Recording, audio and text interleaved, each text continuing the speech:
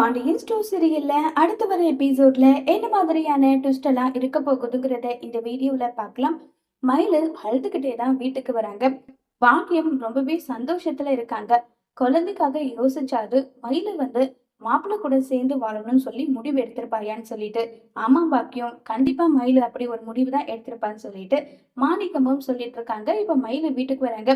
வா மயிலு வா, நீ கர்ப்பமா இருக்கிற விஷயத்த கோர்ட்ல சொன்னியா? கோர்ட்ல என்ன சொன்னாங்க? உனக்கு சாதகமா தானே தீர்ப்பு வந்தது, சொல்லு மயிலு. நீ என்ன சொல்லுவியோன்னு கேக்குறதுக்காக ஆவலா இருக்கேன். என்ன சொன்னாங்க சொல்லு மயிலுன்னு சொல்லி கேக்குறாங்க. எனக்கும் அவருக்கும் விவாகரத்து கிடைச்சிருச்சுன்னு சொல்லிட்டு மயிலு ரொம்ப பெரிய ஒரு குண்டை தூக்கி போடுறாங்க. இதை கேட்டதுமே பயங்கரமா ஷாக் ஆகுறாங்க. நம்ம பாக்கியம் என்னடி பேசிட்டு இருக்க, அறிவு இருக்கா இல்லையா? நாங்க வரோம்னு சொன்னதுக்கு கூட எங்களை வரவிடாம நீ இதுக்காக தான் போனியா? ஏன் மயிலு, உனக்கு உன் புருஷன் கூட சேர்ந்து வாழணும்ன்ற என்ன ஆசை எதுவுமே இல்லையான்றாங்க.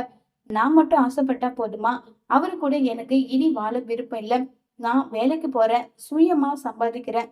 என் குழந்தைய நல்லபடியா என்னால வளர்த்துக்க முடியும். நான் விவாகரத்து கொடுத்துட்டேம்மா. இனி எனக்கும் அந்த குடும்பத்துக்கும் எந்த ஒரு சம்மந்தமும் கிடையாது. குழந்தை காரணம் காட்டி என்னால திரும்ப திரும்ப போயிட்டு அங்க நிக்க முடியாது. என் சுயமரியாதையை விட்டுட்டுன்னு சொல்லி மயிலு சொல்றாங்க. இதை கேட்டு பாக்கியம், அடி படுபாவி படுபாவி, ஏன்டி இப்படி பண்ண? இந்த உலகத்துல தனியாளா நின்று குழந்தைய வளர்க்க முடியுமா? ஏன்டி இப்படி பண்ண நல்லா சொல்லிட்டு ரொம்பவே கோவப்பட்டு கதறி அழுதுட்டு இருக்காங்க. இன்னொரு பக்கம் நம்ம சரவணன் மயிலு சொன்ன விஷயத்தையே நினைச்சிட்டு இருக்காங்க. கோமதி, பாண்டியன் எல்லாருமே ஈகரா வெயிட் பண்றாங்க சரவணனுக்காக. சரவணன் வீட்டுக்கு வராங்க. வீட்டுக்கு வந்ததும், வா சரவணா வா, உட்காரு, தண்ணி எது குடிக்கிறியான்னு சொல்லிட்டு தண்ணின்னு சொல்லிட்டு எல்லாமே எடுத்துட்டு குடுக்குறாங்க.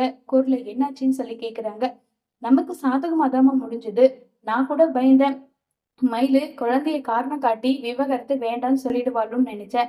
ஆனா விவாகரத்து கொடுத்துட்டாங்கம்மான்னு சொல்லிட்டு சொல்றாங்க.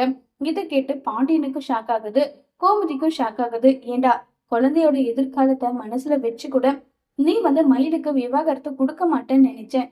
கடைசியில நீயும் மயிலுக்கு விவாகரத்து கொடுக்கற முடிவுலதான் இருந்தியான்னு சொல்லிட்டு கேக்குறாங்க.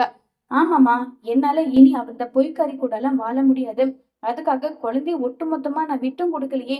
குழந்தை என் கூட தான் இருக்க போகுது. அதுக்கு தனியா கேஸ் போட்டு அதுக்கு தனியா நான் வாதாட போறேன். நான் உங்க எல்லார்கிட்டயுமே ஒரு விஷயம் சொல்றேன். இனி என்னால மயிலு கூட சேர்ந்து வாழ முடியாது.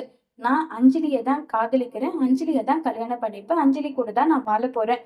அப்பா, இதுக்கு முன்னாடி நீங்க சொன்னீங்கன்றதுக்காக மயிலை பத்தி எந்த ஒரு விஷயமே தெரியாம அவ கூட சேர்ந்து நானு வாழ்ந்துட்டு இருந்தேன். நீங்க சொன்னன்ற ஒரே காரணத்துக்காக கண்ணை மூடிக்கிட்டு தாலி கட்டிட்டேன். இந்த ஒரு முறை என்னுடைய வாழ்க்கையை ஏன் இஷ்டப்படி வாழ விடுங்கப்பா. உங்களை கையெடுத்து கும்பிட்டு கேட்டுக்கிறேன்னு சொல்லிட்டு சரவணன் ரொம்பவே வருத்தமாவும் ஃபீல் பண்ணியும் கேட்டுட்டு இருக்காங்க. இதுக்கு எந்த பதிலுமே பாண்டியனால சொல்ல முடியல. சரவணன் கேட்டதும் பாண்டியன் உன் இஷ்டப்படி உனக்கு என்ன தோணுதோ அதை செய். உனக்கு அஞ்சலியை கல்யாணம் பண்ணி வைக்கணும் உன்னுடைய விருப்பமா இருந்தா விவாகரத்து முடிஞ்சதுமே நான் அஞ்சலி உனக்கு கல்யாணம் பண்ணி வைக்கிறேன். விவாகரத்து நோட்டீஸ் வீட்டுக்கு வரட்டும், கைக்கு வரட்டும், அதுக்கப்புறம் கல்யாணம் பண்ணிடலாம்னு சொல்லிட்டு பாண்டியன் சொல்றாங்க. அப்பா, இந்த பதில உங்ககிட்ட இருந்து நான் எதிர்பார்க்கல. ரொம்ப தேங்க்ஸ்பான்னு சொல்லிட்டு அங்க இருந்து கிளம்பி போயிடுறாங்க. இத கேட்டதும் கோமதியால மனசே தாங்க முடியறதில்ல. ஏங்க, அறிவு கெட்டத்தனமா, முட்டாள்தனமா அவன் ஒரு விஷயம் கேக்குறான்னா அதுக்கு நீங்க சரின்னு சொல்றீங்க. வேணா சரவணா, இது தப்புன்னு நீங்க சொல்ல மாட்டீங்களான்னு சொல்றாங்க. அவன் முடிவு எடுத்துட்டு என்கிட்ட ஒரு விஷயத்த கேக்குறான் கோமதி. என்னால எப்படி இல்லைன்னு சொல்ல முடியும்?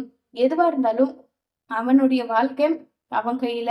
நான் சொல்றதுக்கு எதுவும் இல்ல கோமதின்னு சொல்லி வருத்தமா சொல்லிட்டு அங்க இருந்து போறாங்க. இப்ப ராஜிக்கு அத்தை என்னத்த அப்படின்னா கடைசி வரைக்குமே மயிலக்கா இந்த வீட்டுக்கு வரமாட்டாங்களா? மயிலக்காவுக்கும் சரவணன் மாமாவுக்கும் இருந்த பந்தம் முறிஞ்சு போச்சா? ஒரு பேப்பரால எப்படி அத்தை எல்லா உறவும் முறிஞ்சிருமா?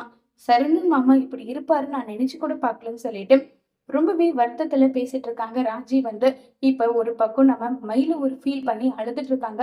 ரொம்பவே வருத்தமா. ஆனா நம்ம சரவணன் ரொம்பவே சந்தோஷமா அஞ்சலி கிட்ட இந்த விஷயத்த சொல்லணும்னு சொல்லிட்டு ஈகரா போயிட்டு இருக்காங்க. இப்ப மயிலோட வாழ்க்கை என்ன ஆகும்னு தெரியாம பாக்கியம் ஒரு பக்கம் தலை மேல கையை வச்சு புலம்பி ஃபீல் பண்ணி அழுதுட்டு இருக்காங்க. சரவணன் வாழ்க்கையில அஞ்சலி வந்துட்டாங்க. ஆனா மயிலுக்கு ஏத்த அளவுக்கு அஞ்சலி நம்ம சரவணனுக்கு ஏத்த பொண்ணா இருப்பாங்களா? இல்ல அஞ்சலியோட உண்மையான சுயரூபத்தை இனிதான் அஞ்சலி காட்ட போறாங்களா? பாண்டியன் குடும்பத்துல இருக்கவங்க அஞ்சலியோட சுயரூபத்தை புரிஞ்சு என்ன செய்ய போறாங்க?